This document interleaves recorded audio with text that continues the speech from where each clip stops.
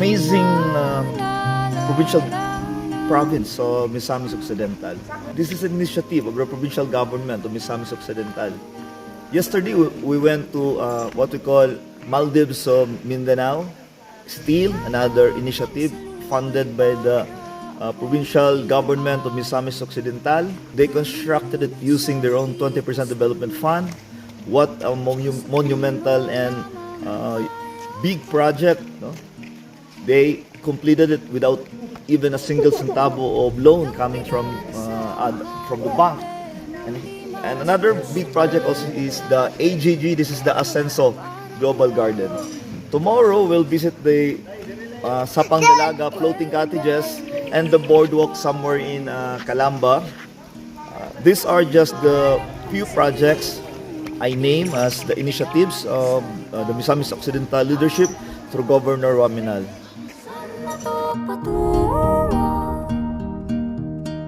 Saan ako patungo?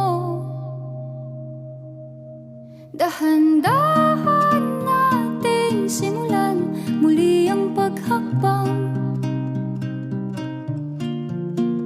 Dahan-dahang tumingin sa salamin upang makita ang ating kagandahan. Dahan-dahang iangat ang muka upang masilayan ang payapang kalangitan. Oo, pagod ka na,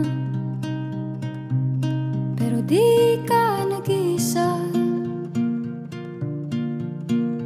kaya't lumaban ka at sabihin, ako naman muna. Kada langhap sa hangin, pansin ko na lagi na lang usok. Walang malinis, halos puro polusyon. Parang ako raw na konsumisyon.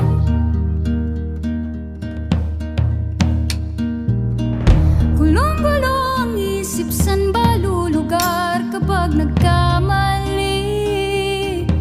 Grabe sila manghusga, bakit perpekto ba sila? Huminga ka ng malalim at isipin ng mabuti ang mga desisyong ilalaan para sa kinabukasan nang makapunta sa paroroonan. Kung dahan-dahan